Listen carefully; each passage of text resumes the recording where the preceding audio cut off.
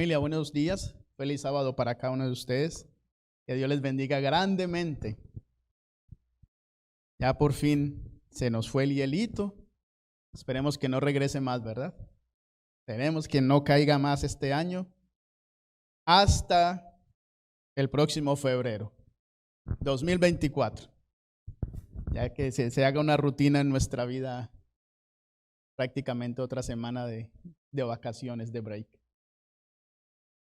Espero que todos la hayan pasado bien, que no hayan tenido problemas en sus hogares, que a nadie se le haya reventado la tubería, pero si de casualidad, pues más trabajito para el hermano Humberto, así que unas por otras. Pero esperamos que a todos les haya ido muy bien esta semana y que no hayan tenido ningún problema. Hemos estado hablando en una serie de la Trinidad. Y como siempre les digo, si no escucharon el primer y el segundo tema, pueden ir al canal de YouTube, ahí está. Pueden adelantar un poquito, porque como se graba todo el servicio, pues adelántelo hasta que llegue al sermón. Y ahí puede escuchar la primera parte y la segunda. Hoy vamos a hablar de la tercera parte. Y cuando este servidor le toque, que será después de este sábado al otro, vuelva a estar aquí con ustedes compartiendo. Ya llegaremos a la parte final de esta serie. Estaremos hablando del Espíritu Santo. Creo que va a ser la última, a menos que me quede algo por ahí suelto, pero va a ser la última cuando hablemos del Espíritu Santo. Hablamos el sábado anterior de cómo Pablo y Pedro observaban la divinidad de Jesús, que para ellos Jesús era Dios, que Jesús había sido parte activa en la creación, que Él había estado junto al Padre y junto al Hijo creando este mundo. Y vimos también cómo Jesús se hizo carne, el Hijo se hizo carne, con el único objetivo de que usted y yo fuéramos salvos. El único objetivo que tuvo Dios para que el plan de salvación se basara en que Él tenía que morir era nuestra salvación. Pues Él hubiese podido destruir este mundo o dejarlo pues a su suerte. Yo creo que si Él lo hubiese dejado a su suerte y hubiese retirado las manos de este mundo, ya este mundo se hubiese acabado hace mucho rato, hace muchos siglos se hubiese terminado. Pero Dios, en su amor por esta creación, hizo el plan de salvación, en el cual se basaba que el Hijo se hiciera ser humano, viviera como nosotros y muriera en nuestro lugar para podernos no solo salvar, sino también redimir. Eso lo hablamos en el sábado anterior. Hoy terminaremos esta parte de la divinidad del Hijo con algunos otros testimonios bíblicos que hablan de que Jesús es Dios, para que quede bien claro, que nosotros nos quede claro, y cuando el día de mañana alguien nos venga con una teoría diferente a lo que hemos estudiado, nosotros podamos dar respuesta, como dice el apóstol Pablo, de nuestra fe. Quiero que me acompañen. Ahorita vamos a ver 4 versículos del Antiguo Testamento y luego vamos a ir al Evangelio de Juan y nos vamos a quedar ahí en el Evangelio de Juan, porque Juan es el que más habla de la divinidad de Jesús. Vamos a ir a Isaías capítulo 43. Isaías 43, versículos 10 y 11. Recuerden que el libro de Isaías es el segundo más grande del Antiguo Testamento después del libro de los Salmos. Y está casi por allí en la mitad del Antiguo Testamento. Así que busque por ahí Isaías, está antes de Jeremías, está después de lo que es Salmos, de Proverbios, de Eclesiastés y del libro de los Cantares. Ahí está Isaías. Va a buscar Isaías capítulo 43. Versículos 10 y 11 dice de la siguiente manera: vosotros sois mis testigos, dice Jehová, y mi siervo que yo escogí, para que me conozcáis y creáis, y entendáis que yo mismo soy. Antes de mí no fue formado Dios, ni lo será después de mí. Yo soy Jehová, y fuera de mí no hay quien salve. Ahora, eso, lo que está escribiendo Isaías ahí, son palabras del mismo Dios. Dios le habló a Isaías, e Isaías transmitió esas palabras y las puso allí. Dios le está manifestando a Isaías que tiene que decirle al pueblo que Él los escogió como testigos, que Él es el único Dios, que no hay Dios antes de Él ni después de Él, y que no hay un Dios, otro Dios, sino Él, el único que puede salvar. Ahora, ¿por qué Dios le está dando este mensaje a Isaías? Porque el pueblo de Israel se iba siempre detrás de los dioses paganos, de los dioses de las otras naciones. Y ahí estaba Dios siempre detrás de Israel, rogándole, por amor a ellos, rogándole que regresaran. Claro, Dios tenía un plan. El objetivo de salvar a Israel siempre fue porque de Israel iban a ser el Mesías. Dios no podía permitir que Israel se perdiera totalmente porque iban a ser el Mesías. Pero aparte de eso, Dios amaba tanto a Israel que ahí estaba rogándoles, dejen de perseguir los dioses paganos, vengan a mí. Esos dioses no les dan nada, y era la verdad. Esos dioses no le daban nada a Israel. Solo Dios era el que los protegía, les suplía sus necesidades. Pero ahí estaban ellos detrás. ¿Saben que este pasaje es muy interesante? Porque este pasaje es el pasaje bandera, el pasaje insignia de lo que se conoce como la Torre del Vigía, la Watchtower, que también se conoce como los Testigos de Jehová. Este pasaje para los Testigos de Jehová es lo que para nosotros los adventistas es Apocalipsis 14, versículos 6 al 12. Ellos ven este pasaje como si fuera el pilar de su doctrina, porque allí Dios dice: vosotros sois mis testigos. Lo más interesante, mis amados, es que, como hablábamos en los sermones anteriores, los testigos de Jehová no creen que Jesús sea Dios. Creen que Jesús es un semidios, un Dios menor. Pero el testimonio de Jehová en este pasaje es que ni antes de mí, ni después de mí, fue formado un Dios. ¿Cómo es posible que entonces Jesús sea un semidios si antes y después de Dios no fue formado un Dios?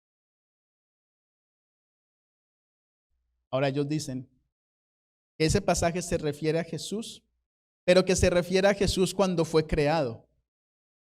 Pero este pasaje no está hablando de que Dios fue creado, ni que Dios iba a crear un Dios.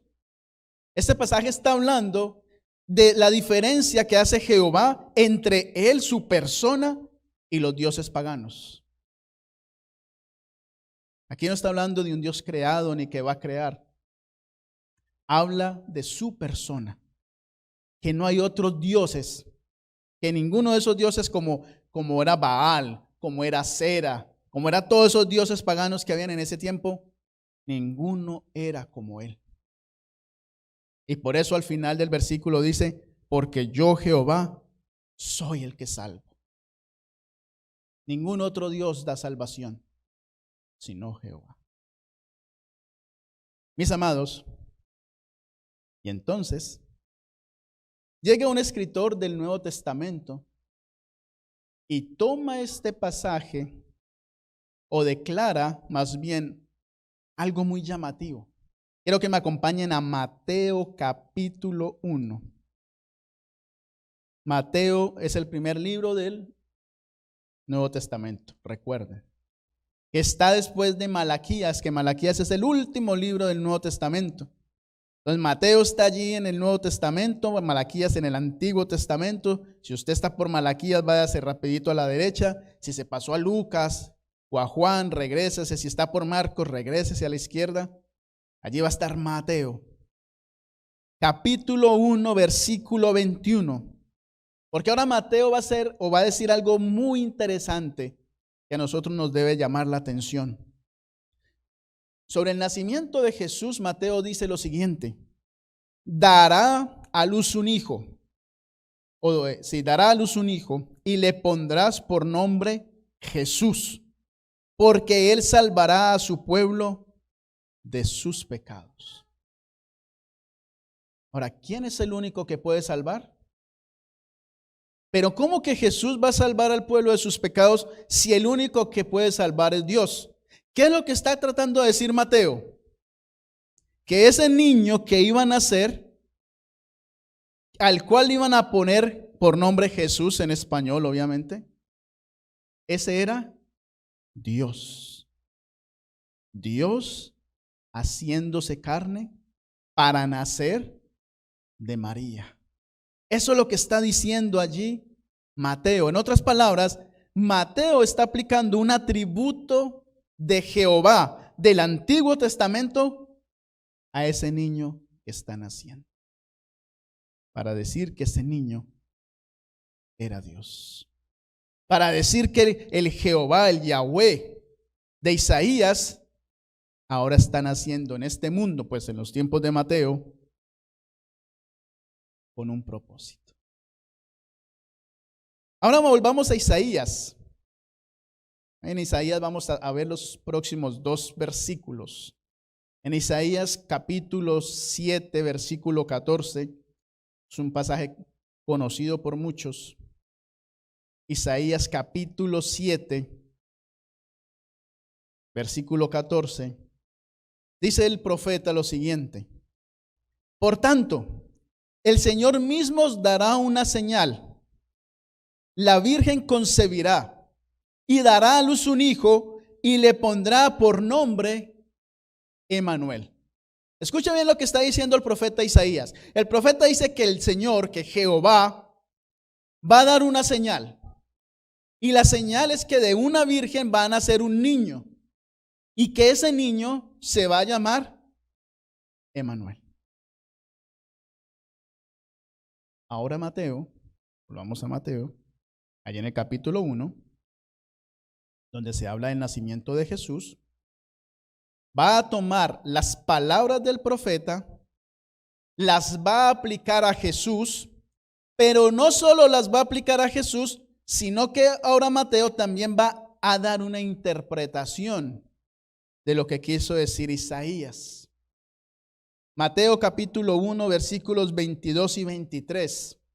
Dice el discípulo, desde el 22 lo voy a leer: todo esto aconteció para que se cumpliera lo que dijo el Señor por medio del profeta Isaías. Una virgen concebirá y dará a luz un hijo y le pondrás por nombre Emmanuel. Lo mismo que dijo el profeta. Pero ahora Mateo agrega algo más, agrega la interpretación. ¿Qué significa Emmanuel? Dios con nosotros. Va quedando claro que para Mateo, el que iba a nacer era Dios. ¿Verdad que sí? Ahora volvamos una vez más a Isaías. Isaías, pero ahora el capítulo 9. Isaías capítulo 9, versículo 6. En Isaías 9:6 hay un versículo que es muy conocido por mucha gente. Este versículo incluso ha inspirado grandes obras teatrales y musicales. No sé si alguna vez han escuchado una obra que se llama El Mesías de Handel o El Mesías de Handel. Una obra musical y teatral hermosísima. Y fue inspirada en este versículo. Isaías 9:6.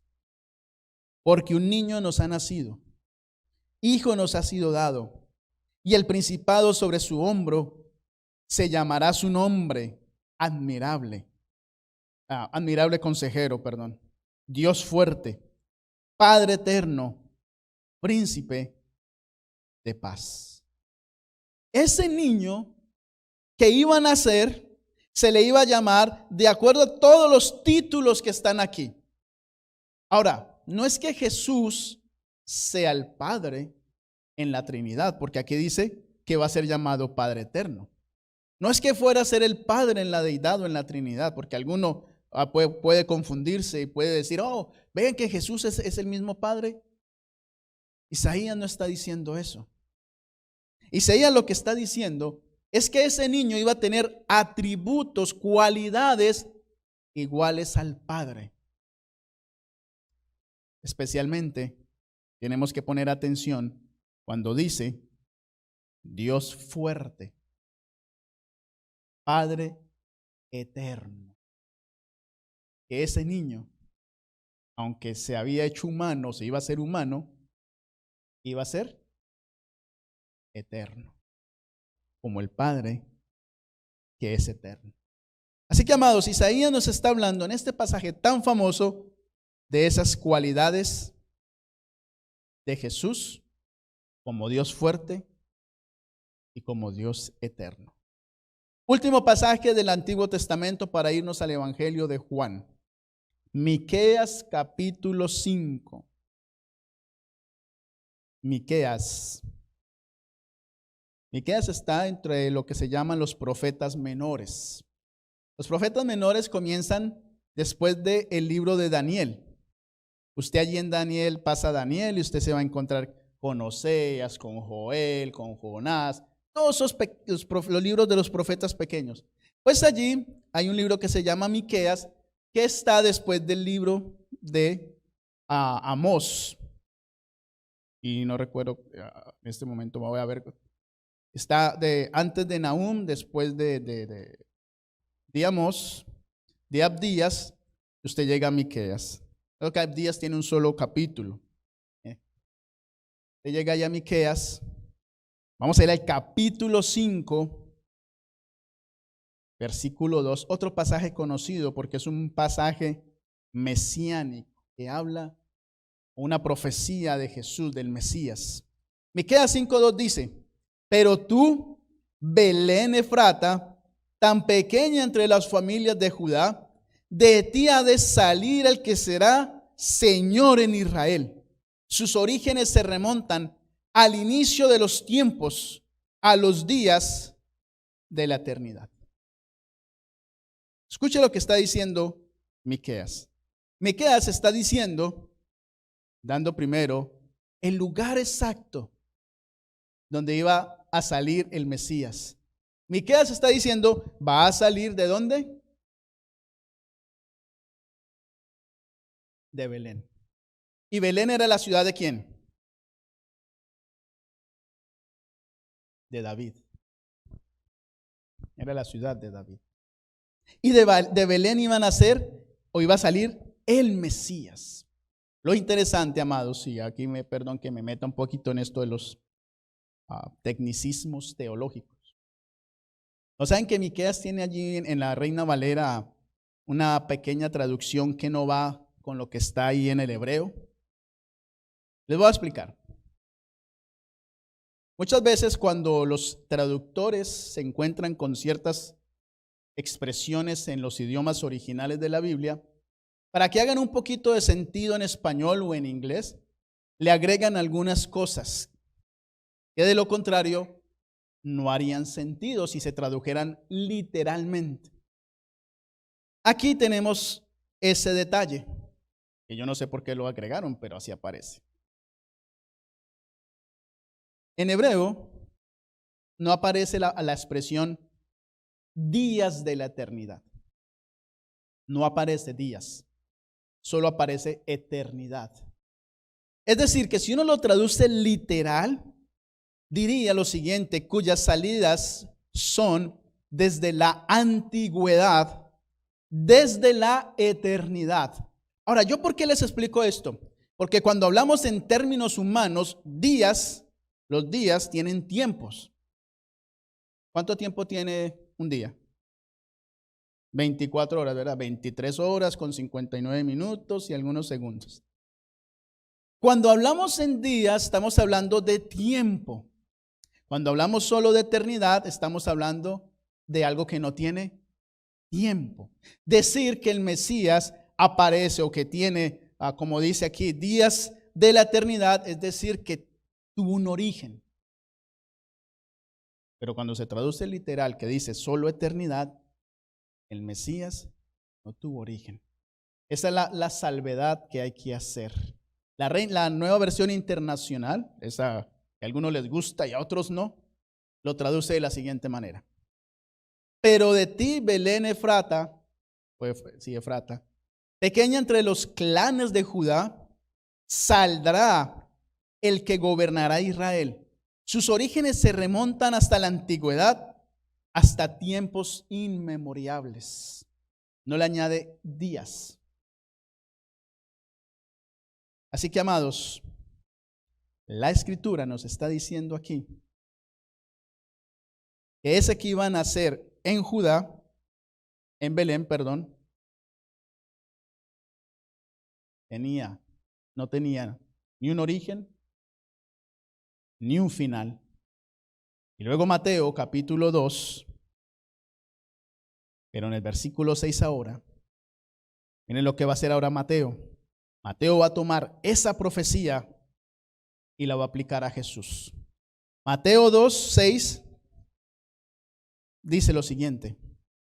Dice Mateo en el 5, dice que Mateo escribió que los pastores dijeron, no, los pastores no, creo que fueron los sacerdotes que estaban hablando con Herodes, cuando Herodes fue a preguntarles, ellos le dijeron, y tú Belén, en Belén de Judea, porque así fue escrito por el profeta, y tú Belén de la tierra de Judá, no eres la más pequeña entre los príncipes de Judá, porque de ti saldrá un guiador que apacentará a mi pueblo Israel. Los mismos sacerdotes, los mismos fariseos estaban reconociendo ante Herodes que el que iba a nacer era Dios. Esto demuestra que fueron un poquito incrédulos, porque sabían que iban a nacer, mas no creyeron que estaban naciendo. Así que, amados, en estos 4 pasajes del Antiguo Testamento, comparándolos con lo que escribió Mateo, nos podemos dar cuenta que Jesús no es ni un Dios menor, no es ni un Dios creado, que Jesús es Dios.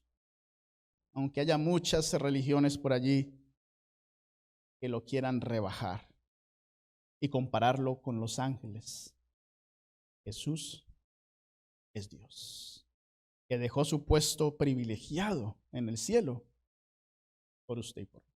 Solo por eso. Nada más por eso. Por usted y por mí. Por eso la Escritura dice que hay gozo en el cielo cuando un pecador se arrepiente. Porque lo que hizo Jesús no fue en vano. Ahora vámonos al Evangelio de Juan y de ahí ya no nos vamos a mover. Evangelio de Juan es el 4.º evangelio. Usted está en Mateo, vaya hacia Juan, hacia la derecha. Usted va a pasar Marcos, Lucas y ahí llegamos a Juan. Juan quizás es el autor del Nuevo Testamento que más se dedicó a dar testimonio de la naturaleza divina de Jesús. Ustedes saben, no sé si recordarán, que Juan mantenía al pie de Jesús, que Juan seguía a Jesús para donde fuera, que siempre estaba ahí al lado de Jesús. Juan estaba tan agradecido con Jesús que estaba siempre a su lado para servirle, siempre, tratando de observar a Jesús, tratando de imitar a Jesús. Por eso cuando Jesús estaba en la cruz, Jesús puso a su mamá en cargo de Juan, porque le tenía plena confianza a ese que lo seguía para todo lado. Así que Juan puede tranquilamente testificar de quién era Jesús. Se dice que el Evangelio de Mateo fue escrito para los judíos, por eso tiene tantas referencias al Antiguo Testamento. Que el Evangelio de Marcos fue escrito para los romanos, porque Marcos presenta, a diferencia de los romanos, al Dios que se hizo hombre. Mientras que los romanos creían que los hombres se hacían Dios. Por eso adoraban y veneraban a los césares, a los emperadores, como si fueran dioses. El Evangelio de Lucas se escribió para los griegos. Por eso está pareciera que estuviera cargado de filosofía griega. De hecho, Lucas era griego, o se dice que era mitad griego. Pero el Evangelio de Juan no fue escrito para ninguno de ellos, sino que el Evangelio de Juan fue escrito para que todo mundo conociera a Jesús de manera personal. Que cuando uno leyera el Evangelio de Juan, conociera a Jesús como si uno lo tuviera al lado. Por esa razón les recomiendo, siempre lea el Evangelio de Juan, sin dejar de leer el resto de la Biblia. Siempre lea el Evangelio de Juan. Es un evangelio que nos presenta a Jesús de una manera muy hermosa. Además de Juan, el apóstol escribió 3 cartas más. Y aparte de eso, escribió el libro de Apocalipsis. Y en el libro de Apocalipsis también, no vamos a hablar de eso hoy, pero en el libro de Apocalipsis también Juan habla mucho de la divinidad de Jesús. Está lleno de referencias a cómo Juan ve que Jesús es Dios y así lo presenta en el libro de Apocalipsis. Pero ahorita nos vamos a dedicar solo al Evangelio de Juan. Vamos al capítulo 8, versículo 58. La vez pasada hablamos un poquito de este pasaje. En Juan 8, 58, Jesús está allí hablando, le hacen preguntas, él está exponiendo la palabra, los fariseos lo están acusando. Y entonces, cuando él está hablando, Jesús les va a decir lo siguiente, Juan 8, 58. Jesús les dijo, de cierto os digo, antes que Abraham fuera, yo soy. Ahora, ¿qué significa lo que está diciendo Jesús? Miren, ya lo vimos, como si le estuviera haciendo un resumen. Pero recuerden que Jesús está hablando con los judíos. Y los judíos le están diciendo, no sabemos si tú eres santo o tienes demonio. Y están ahí como en ese debate, porque ellos veían a Jesús hacer milagros, a expulsar demonios, a darle prácticamente la vida a aquellos que la tenían desahuciada, que la tenían perdida. Pero sobre todo que Jesús le daba paz en el corazón a la gente. Algo que los fariseos no podían hacer, porque los fariseos se pegaban más a la ley y a las personas. Ustedes lo saben, ¿verdad? El fariseo era el que estaba en la puerta midiendo la falda y si la hermana la traía un poquito más arriba de los tobillos, la botaba de la iglesia. Porque le importaba más la regla que la persona. Eso eran los fariseos. Los saduceos eran los liberales, los que querían entrar aquí con la música así bien carismático, como los movimientos carismáticos, y bailando y saltando y haciendo de todo. Eso, los saduceos eran más por ese estilo. Y ahí están hablando con Jesús. Y Jesús le lanza ese mensaje. Antes que Abraham fuera, yo soy. Ahora, ¿qué significa eso? ¿Por qué Jesús les da ese mensaje? Jesús les está diciendo que el que estaba sentado allí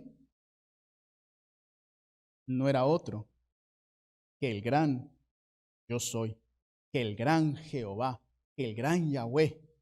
Jesús les está diciendo, ante ustedes está el del que escribieron todos los profetas del Antiguo Testamento, del cual escribió Moisés, el que fue antes de Abraham, de Isaac y de Jacob. Pregunto, ¿ustedes creen que los fariseos, permito que me está sonando la alarma, ¿ustedes creen que los fariseos entendieron el mensaje que les estaba diciendo Jesús? ¿Entendieron los fariseos lo que Jesús les estaba diciendo? ¿Sí o no? Sí, ellos lo entendieron. Ellos entendieron el mensaje de Jesús. No lo aceptaron, que es diferente. ¿Saben cómo sabemos que ellos entendieron lo que decía Jesús? En el siguiente versículo lo dice. Versículo 59. Tomaron entonces piedras para arrojárselas, pero Jesús se escondió y salió del templo y atravesando por en medio de ellos, se fue. ¿Por qué querían apedrear a Jesús? ¿Alguien sabe por qué lo querían apedrear? Estaban enojados. ¿Por qué se enojaron? Porque Jesús les dijo, antes que Abraham fuera, yo soy. ¿Qué significa eso? Que Jesús estaba haciendo igual a Dios. Que Jesús les estaba diciendo, yo soy Dios. Pregunto, ¿era pecado hacerse igual a Dios? ¿Es pecado hacerse igual a Dios? ¿Que un ser humano se haga igual a Dios? ¿Cómo se le llama eso en la Biblia? ¿Alguien recuerda? Blasfemia. Lo iban a apedrear porque Jesús estaba cometiendo blasfemia. ¿Entendieron lo que Jesús les estaba diciendo? Sí. ¿Lo aceptaron? No. ¿Entendieron que Jesús se refería al Dios del Éxodo, al Dios del Génesis? Pero no aceptaron que Jesús fuera Dios. Aparte de Juan 8:58, hay otros 7 pasajes en donde Juan presenta o nos muestra que Jesús declaró que Él era el yo soy. Hay 7, lo vamos a ver rapidito, por el tiempo obviamente. Ahí acompáñenme rapidito a Juan, porque que no nos vamos a ir de Juan, vamos a mantenernos en Juan. Juan 6:35. Juan capítulo 6, versículo 35. Jesús declara lo siguiente: yo soy el pan de vida. El que a mí viene nunca tendrá hambre, y el que en mí cree no tendrá sed jamás. En otras palabras, el único que realmente puede proveer para la vida espiritual y para la vida eterna es Jesús. Veamos lo que dice el versículo 38 allí mismo. He descendido del cielo no para hacer mi voluntad, sino la voluntad del que me envió. Y la voluntad del que me envió es que no pierda yo nada de todo lo que Él me da, sino que lo resucite en el día final. Y esta es la voluntad del que me ha enviado, que todo aquel que ve al Hijo y cree en el Hijo tenga vida eterna. Y yo lo resucitaré en el día final. En otras palabras, cuando Jesús está diciendo que todo aquel que en Él crea venga, que Él le va a dar pan y le va a dar bebida para la sed, está diciendo que le va a dar vida eterna. Y el único que puede dar vida eterna es Dios. Les doy la referencia, no voy a ir allí, pero Primera de Timoteo, capítulo 6, versículo 16, les doy la referencia. Allí dice que el único que tiene inmortalidad es Dios. Y el único que puede brindar la salvación y la vida eterna es Dios. Pero ahora Jesús está declarando que Él es Dios. Juan 8:12. Juan capítulo 8, versículo 12. Ahora Jesús está hablando con toda esta gente allí en el Monte de los Olivos. Y dice Jesús: yo soy la luz del mundo. El que me sigue no andará en tinieblas, sino que tendrá la luz de la vida. Jesús está diciendo: yo soy la luz del mundo. ¿Qué significa que Jesús sea la luz del mundo? Que su luz nos ilumina a todos, que es infinita, que es eterna, que nunca se apagará, que nada la cubrirá. Juan el Bautista ya había dicho lo mismo de Jesús. Allí en Juan capítulo 1, versículos 6 al 9, Juan está hablando, está predicando, y allí en el capítulo 1, versículos 6 al 9, Juan el Bautista dice lo siguiente, dice la Escritura: hubo un hombre enviado por Dios, el cual se llamaba Juan. Este vino como testigo para dar testimonio de la luz, a fin de que todos creyeran por medio de él. Él no era la luz, sino un testigo de la luz. Y luego dice: la luz verdadera que alumbra a todo hombre venía a este mundo. ¿Quién es la luz verdadera? Juan dio testimonio de Jesús. Sin embargo, y me voy a salir un momentito para mostrarles un pasaje y volvemos a Juan. En la carta de primera de Juan, capítulo 1, versículo 5, el mismo que escribió el Evangelio va a escribir lo siguiente. Primera de Juan 1:5. Este es el mensaje que hemos oído de él y os anunciamos: Dios es luz y no hay ningunas tinieblas en él. O sea que para Juan, Dios es luz, pero el mismo Juan está diciendo que Jesús declaraba que él era la luz del mundo. Cada vez que uno ve, cuando Juan está diciendo que está comparando la luz con Dios, o la metáfora de luz y Dios, siempre aparece relacionado con Dios, excepto cuando el mismo Jesús declaró de sí mismo que él era la luz del mundo. Juan capítulo 10, versículos 7 al 9. Juan 10, 7 al 9.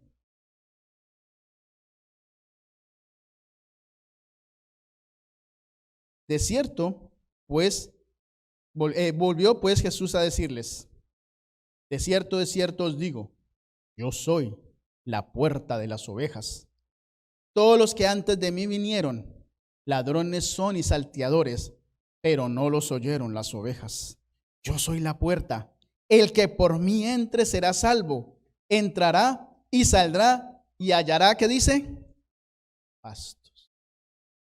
¿Quién es la puerta? ¿Qué significa que Jesús sea la puerta? Que Jesús es el único camino, la única vía en que usted y yo podamos, primero, ser salvos, y segundo, que podamos tener vida eterna. Es el único. Jesús está diciendo que Él es Dios. Ahora, versículos 17 y 18 ahí mismo. Por eso me ama el Padre, porque yo pongo mi vida para volverla a tomar. Nadie me la quita, sino que yo de mí mismo la pongo. Tengo poder para ponerla y tengo poder para volverla a tomar. Este mandamiento recibí de mi Padre.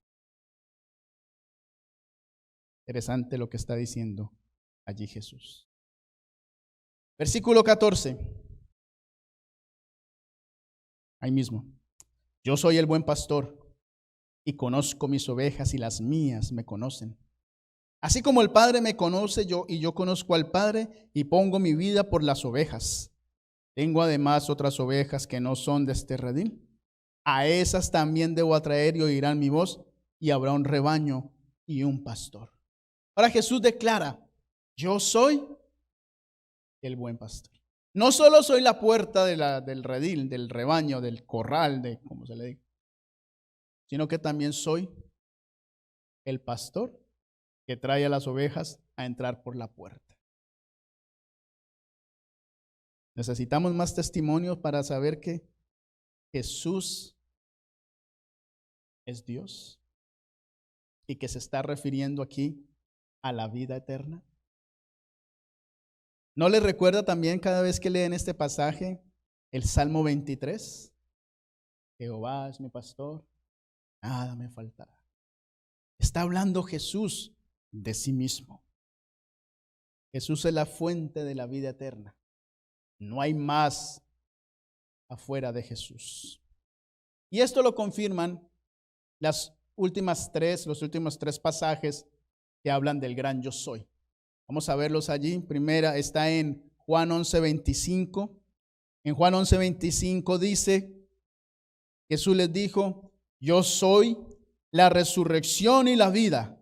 El que cree en mí, aunque esté muerto, vivirá. Y todo aquel que vive y cree en mí, no morirá eternamente. ¿Crees esto? Amén, ¿verdad? Amén. Juan 14:6. Jesús declaró, yo soy el camino, la verdad y la vida. Nadie viene al Padre sino por mí. Y en Juan 15:1, el siguiente capítulo, ahora Jesús manifiesta, yo soy la vid verdadera y mi Padre es el labrador.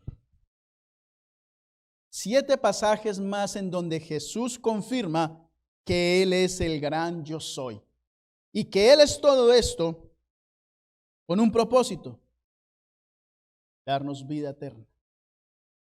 Todo lo que hemos leído tiene un propósito, darnos vida eterna. Y el único que puede dar vida eterna es Dios.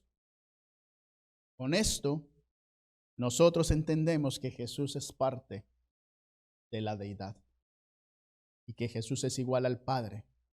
Es más, Jesús es la persona divina que se volvió nuestro Salvador en el nuevo pacto. Ese es nuestro Jesús. Jesús es Dios, aunque otros por ahí digan que no.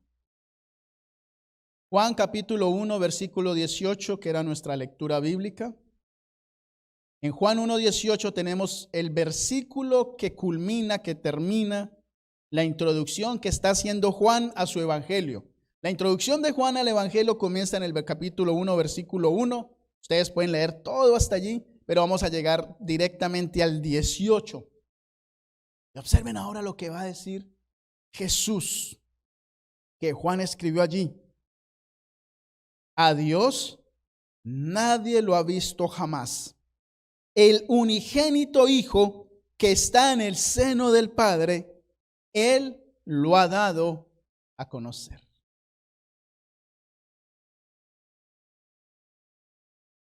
Lo interesante, amados, y otra vez me tengo que meter en los tecnicismos, voy a tratar de explicarlo lo más rápido posible, porque el tiempo avanza. ¿Saben que hay 3 tipos de traducciones bíblicas? No sé si algunos saben eso. Están las literales, están las dinámicas y están las paráfrasis. Las literales son las que toman los textos y lo traducen literal, aunque a veces sean complicadas de entender. Las dinámicas traducen más bien lo que es el pensamiento, lo que quiso decir el autor, aunque no sea tan literal. Las paráfrasis es donde el traductor pues pone lo que quiere ahí de lo que él entendió, pero no tiene nada, muchas veces no tiene nada que ver, son más como devocionales, interpretación del traductor, más que lo que dice el pasaje en sí.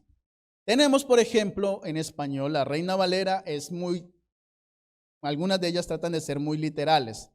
La Nueva Versión Internacional es más bien dinámica. Si usted compara, se va a dar cuenta que se traduce de una forma diferente para poder dar a entender el mensaje principal. Usted puede hacer ahí luego la comparación. También hay 3 clases de traducciones, de las cuales 2 tenemos en la iglesia nosotros. Hay una versión como si fueran ramas, como si fueran columnas. Hay una versión del Nuevo Testamento especialmente que se traduce de algo que se llama el texto recibido. Texto recibido fueron unos manuscritos que tuvo un hombre que se llamaba, se me fue el nombre de esta persona. Creo que era, se me fue el nombre. Alguien de Rotterdam, pero ahora se me fue el nombre. Él compiló muchos manuscritos de lo que tenía en su tiempo, por ahí en los 1700, y se compiló lo que se llama el texto recibido. Eran unos poquitos manuscritos. Gracias a la arqueología que comenzaron a buscar y a buscar, se encontraron miles de manuscritos del Antiguo Testamento.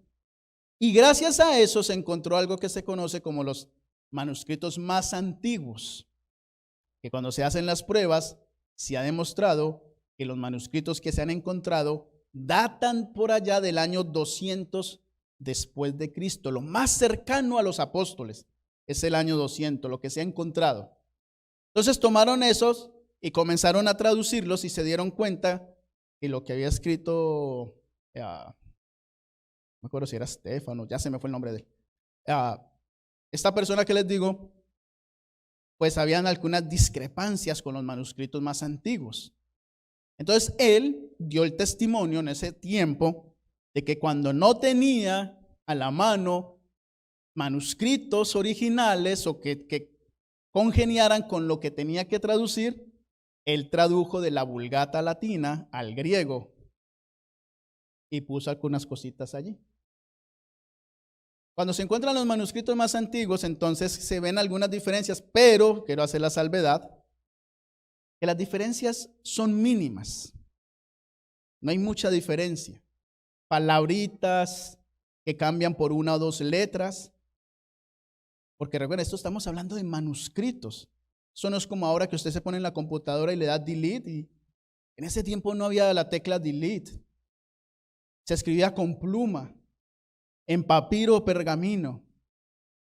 El pergamino era piel de animal preparada para escribir. El pergamino era hoja preparada para escribir. No había mucho. Entonces la gente se sentaba a escribir y de vez en cuando se le podía ir una letrita que de pronto no distinguían en la otro manuscrito, y esa letrita, una sola, podía ser el cambio en la palabra. Un ejemplo, nuestro en español, la letra H, que a veces la gente la ignora, pero la H es tan importante, madre, a la hora de escribir. Recuerden que la H es muda, pero no ciega. Recuerden eso. Cuando hay palabras que no llevan la H, así que eso podía pasar. Resulta que entonces la Reina Valera, que es la que la mayoría que ustedes tienen, se tradujo del texto recibido. Otras Biblias, como la Biblia de las Américas y como la Nueva Versión Internacional, se tradujeron de los manuscritos más antiguos. Por eso a veces hay ciertos cambios. Se borraron versículos porque en ningún de los 20,000 manuscritos que se han encontrado hay versículos que solo aparecen en uno, no en los otros. Digamos, usted tiene 5 papiros de Juan y en esos 5, solo en uno de 5 aparece un versículo, los otros 4 no. ¿Qué significa? Que posiblemente fue añadido. ¿Ok? Para que, por eso le dije, me voy a ir un poquito a los tecnicismos, ahora regreso. En la Biblia de la Reina Valera, del texto griego, aparece la palabra o la frase el unigénito hijo en la Reina Valera. Pero si usted tiene una nueva versión internacional o si tiene una Biblia de las Américas, no dice el unigénito hijo, dice el unigénito Dios. Porque en los manuscritos más antiguos no dice hijo, que en griegos huios, sino que dice teos, monógenes teos, que significa el unigénito Dios. Y si entonces nosotros comprobamos y aceptamos que los manuscritos más antiguos quizás sean los más cercanos al original, a lo que escribieron los apóstoles, porque eso no existe, o sea, eso ya se perdió, pero lo más cercano, entonces tendríamos que decir, en 1:18, Juan está diciendo que el Hijo realmente es Dios, el unigénito Dios. Ahora, hay un hombre que se llama Leon Morris, o había, uno de los grandes eruditos del griego, y él en uno de sus libros, él dice que podíamos en griego poner coma después de unigénito y tendríamos 3 títulos de Jesús en un solo versículo. Él dice, si ponemos las comas, entonces tendríamos que está diciendo que Jesús es unigénito, coma, Dios, coma, y además lo que dice después, que dice, el cual está en el seno del Padre. Ese lo ha dado a conocer. 3 títulos de Jesús en un versículo. ¿Qué significa que Jesús está en el seno del Padre? ¿Está aquí porque este es el seno? No, está hablando de está unido con el Padre. Es una metáfora. Cuando en la Biblia aparece el seno, está hablando de metáfora muchas veces. Está unido al Padre en una unión de amor. Juan 5, el tiempo avanza y culpa del hermano René que me puso a dar anuncios aquí. Culpa del anciano de turno. Juan capítulo 5, ya me faltan 2 versículos y terminamos. Juan capítulo 5, Jesús se está hablando aquí del paralítico que estaba allí en la fuente de Betesda. Y cuando él está allí, que nadie lo quería meter a la fuente, tenían una creencia de que venía un ángel de vez en cuando, revolvía las aguas y todos los que alcanzaban a meterse se sanaban. Eso parecía más como, juegue la lotería hoy, se la ganará, no pase debajo de la escalera porque le va a traer maldición, no vea un gato negro porque le trae una maldición. O sea, parecía algo, ¿verdad? Un agüero así raro. Pero Jesús es tan misericordioso que entró y pasó por allí. Dice el versículo 16 lo siguiente. Dice que Jesús lo sanó al hombre. Y en el versículo 16, por esta causa los judíos perseguían a Jesús e intentaban matarlo, porque hacía estas cosas ¿cuándo? En sábado. O sea que cuando Jesús sanó al paralítico era sábado. Y a los fariseos no les gustó que fuera sábado, porque están más apegados a la ley que al amor hacia las personas. Además, Jesús no estaba violando la ley de Dios, sino que estaba en contra de la ley de los fariseos. Los fariseos le habían puesto 39 leyes al sábado que no tenían nada que ver con lo que decía la Biblia. Usted lee Isaías capítulo 58, donde aparece el versículo 13 y 14, ¿se acuerdan? Si retrajeres de tu pie del sábado, de mi sábado, de hacer tu voluntad. Antes de eso, lea los versículos que están antes, donde Dios está hablando del verdadero ayuno. ¿Y cuál es el verdadero ayuno? ¿Aguantar hambre? ¿Qué dice ahí? Socorrer a la viuda, cuidar a los huérfanos.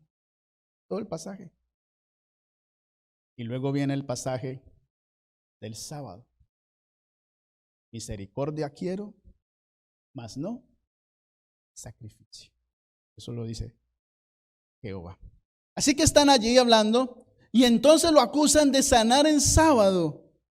Versículo 17, Jesús le responde, mi Padre hasta ahora trabaja y yo trabajo. Haciéndose igual a Dios. Dice el versículo 18, por esto los judíos aún más intentaban matarlo, porque no solo quebrantaba el sábado, sino que también decía que Dios era su propio Padre, haciéndose igual a Dios. Versículo 21 al 23. Como el Padre levanta a los muertos y les da vida, así también el Hijo a los que quiere da vida. Porque el Padre a nadie juzga, sino que todo el juicio dio al Hijo, para que todos honren al Hijo como honran al Padre. El que no honra al Hijo, no honra al Padre que lo envió. Amados, Jesús está declarando que Él es Dios. Ya lo han acusado en el capítulo 5, en el capítulo 8, de que es blasfemo, porque se hacía igual a Dios. Ahora vamos a Juan capítulo 10, versículo 27 al 30. 10, 27 al 30. Allí Jesús hablando con ellos. Y Jesús dice lo siguiente. Juan 10, 27 al 30.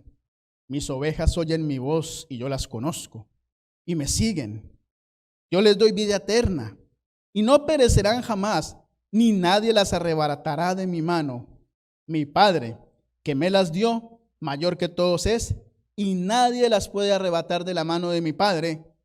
El Padre y yo, uno somos. Entonces los judíos volvieron a tomar piedras para apedrearlo. Y luego sigue el relato. ¿Entendían los fariseos que Jesús estaba diciendo que era Dios? ¿Lo aceptaban? No lo aceptaban. Y Jesús confirma que Él es nada más ni nada menos que Dios. Versículo 36. Terminar esta partecita. Al que el Padre santificó y envió al mundo, vosotros decís, tú blasfemas, porque dije, Hijo de Dios soy. Si no hago las obras de mi Padre, no me creáis.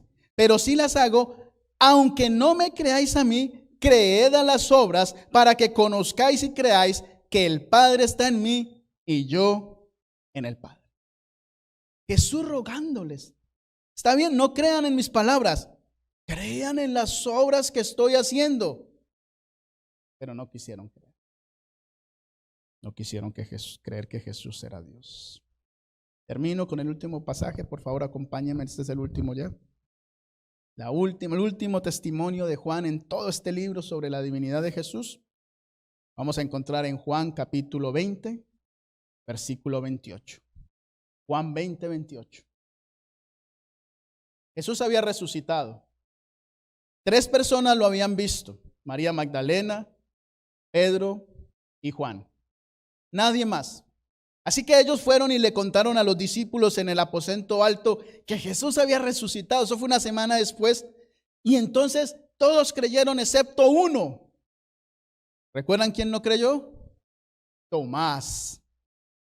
Y Tomás no creyó porque Tomás dijo que hasta que no lo viera y no lo tocara, no lo iba a creer. Y una semana después aparece Jesús allí. Cuando Jesús aparece, Tomás lo ve. Dice la escritura que Tomás se alegró tanto. O sea, esa alegría se desbordaba tanto que hizo la siguiente declaración. Versículo 28. Juan 20, 28. Entonces Tomás respondió y le dijo, Señor mío y Dios mío. Tomás reconociendo que al que tenía al frente era su Señor y era su Dios. Y ustedes saben el resto de la historia. Tomás, Jesús luego le dice, porque me viste, creíste, bienaventurados los que no viendo, creyeron. Versículo 31 termina Jesús diciendo, pero estas, dice Juan, pero estas se han escrito para que creáis que Jesús es el Cristo, el Hijo de Dios, y para que creyendo tengáis vida en su nombre. Miren que Jesús ni siquiera recorrigió a Juan. No le dijo, no digas eso, yo no soy Dios, yo soy el Hijo. No lo corrigió. Permitió que que Tomás declarara que él era Dios. Amados, hay un pasaje que no voy a hablar de eso. Porque si he hablado con cosas técnicas de teólogos ahora, ese pasaje sí sería ya la tapa y no quiero. Y por obvias razones el tiempo tampoco. Si en alguna oportunidad lo podemos hacer, lo haremos con todo gusto. Que es Juan capítulo 1, versículo 1. Ese pasaje tiene bastante para hablar, cosas técnicas, por eso lo digo. Así que no lo vamos a estudiar hoy. El mensaje que quiero que usted se lleve hoy básicamente son 2. Que Jesús es Dios.